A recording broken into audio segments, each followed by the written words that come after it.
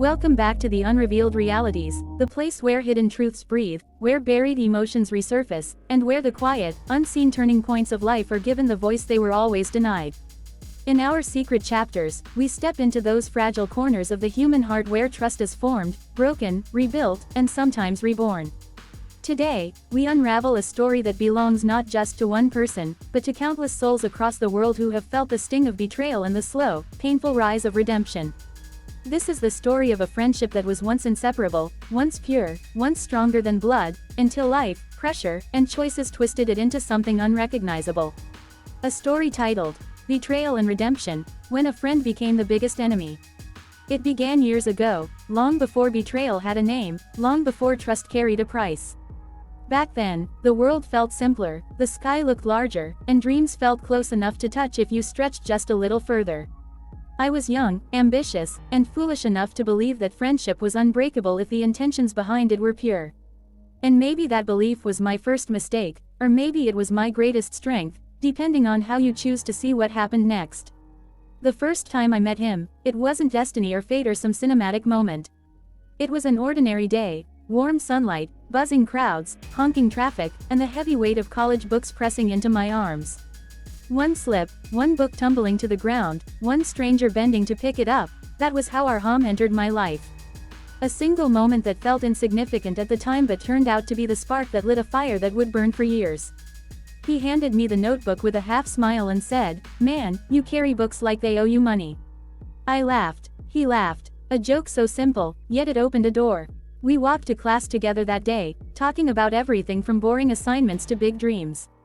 There was something magnetic about his personality, confident but not arrogant, funny but not disrespectful, carefree but not careless.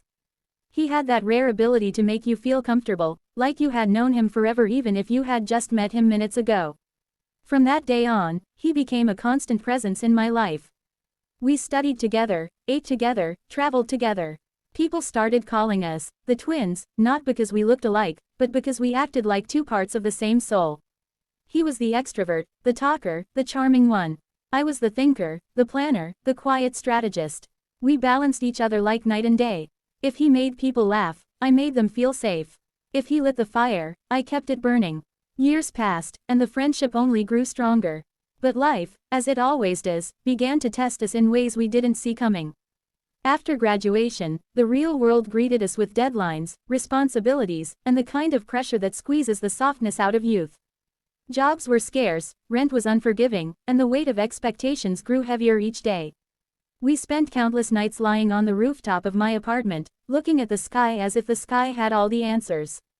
We dreamed of a future where we wouldn't struggle, where we wouldn't chase money, where we would build something of our own. On one such night, under a dimly flickering rooftop bulb and a sky dotted with faint stars, an idea was born. A business. A digital marketing agency. A place where creativity would meet strategy, where we would help brands come alive online. It felt crazy, risky, almost impossible, but dreams born under the night sky have their own kind of courage. I shared the idea hesitantly, afraid that he would laugh it off. But our home listened with surprising seriousness, nodded slowly, and said the words that changed everything: "Let's do it. Let's be partners." That handshake, that night, that shared ambition, it became the foundation of a journey that would carry us through success, stress, pressure, and eventually, betrayal. The start was rougher than we expected. Our first office was barely an office, more like a storage room with two secondhand chairs, a dusty desk, a fan that rattled like it was dying, and walls that echoed when we laughed too loud. But to us, it was heaven. It was ours. It was a beginning. We spent days creating strategies and nights sending emails to clients who ignored us up front. Some days, we barely ate. Some nights, we slept on the office floor just to save time. But those struggles bonded us even more deeply. When our first client finally signed with us, a small clothing shop looking for a social media presence, we celebrated like we had just won a national award. When we got our second client, then third, then fifth, it felt like the world was finally noticing our potential. Slowly, we grew, one campaign at a time, one sleepless night at a time. But growth is a tricky thing. It brings success, but it also brings temptation. It brings confidence, but it also brings ego. It brings opportunity, but it also brings choices, choices that reveal who someone truly is. As our workload increased, we divided responsibilities. I took charge of creative direction, client communication, and long-term strategies. Arham handled accounts, finances, payments, and documentation. At first, it was a perfect balance. But slowly, almost invisibly, something began to shift. It started with small things. A purchase receipt missing, a payment from a client delayed without explanation, an expense marked in the sheets that didn't match what we discussed. I ignored it. I trusted him. I trusted our bond. I trusted the years we had spent dreaming and building together. Then came the big break. A major company reached out to us. A contract larger than anything we had ever handled. The kind of opportunity that changes the trajectory of a business overnight. It was our moment, the reward for our struggles. The dream turning into reality. But dreams, when mixed with greed, can become curses. As the company expanded, so did the finances. Bigger clients, bigger campaigns, bigger inflows, and that was the exact moment the cracks began to appear. At first it was just a feeling, a suspicion with no evidence, a discomfort with no shape. But then the numbers stopped aligning. The bank statements did not match our earnings. The invoices recorded didn't reflect in our account. Something was wrong. One evening, as the sky dimmed and the city lights flickered awake, I walked into the office earlier than usual. Arham was inside, alone, speaking on the phone with someone. His back was turned to me. He didn't know I had entered. He spoke softly, but the silence of the office carried his voice clearly. Just transfer it to my personal account.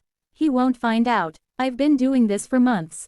My heart froze. My breath caught. My mind refused to process the words. I took a step back without making a sound, my hands trembling, my chest tightening. I walked out quietly and sat in my car, staring blankly at the dashboard. The world outside moved, the traffic, the noise, the life, but inside me, everything went still. That night, I barely slept. My mind replayed his words again and again. I considered confronting him immediately, but something held me back, a mix of fear, confusion, and denial.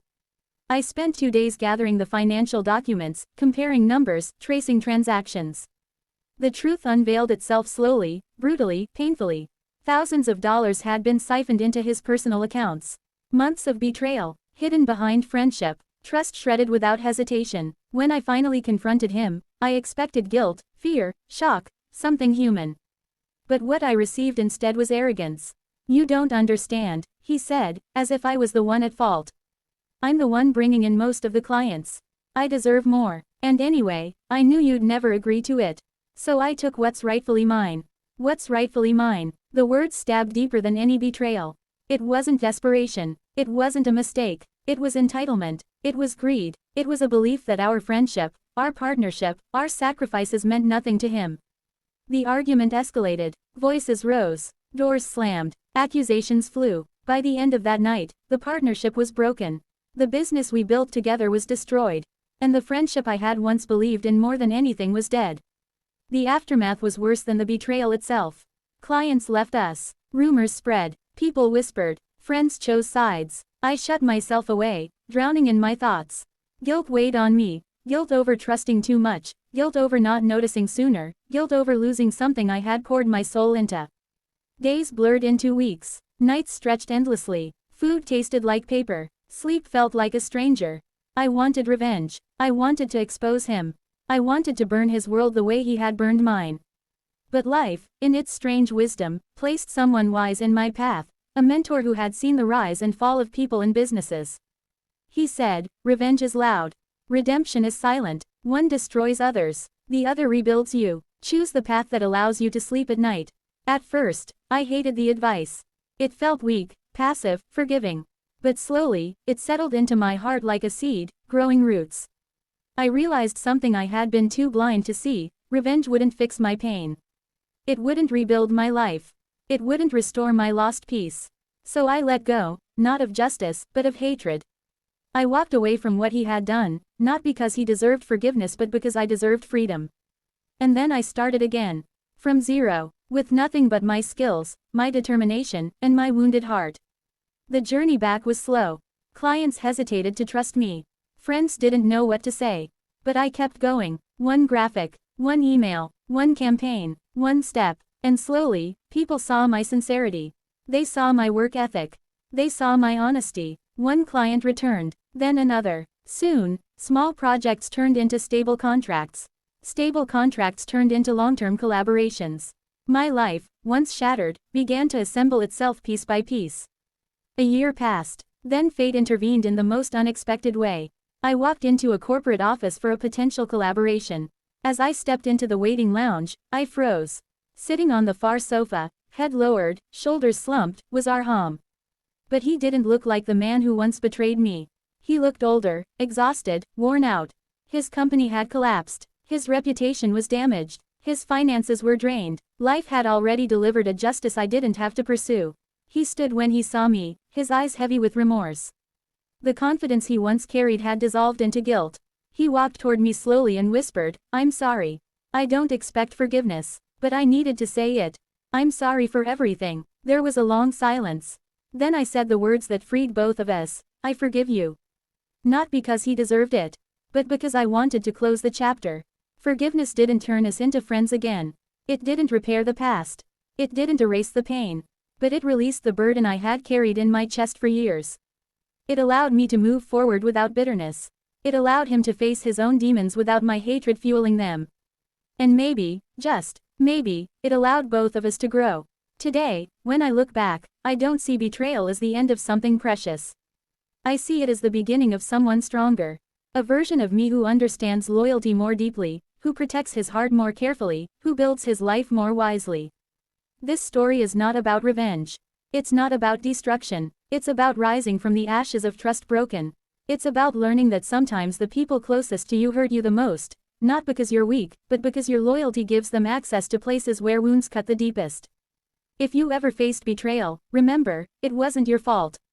Their choices define them. Your comeback defines you. Thank you for watching The Unrevealed Realities.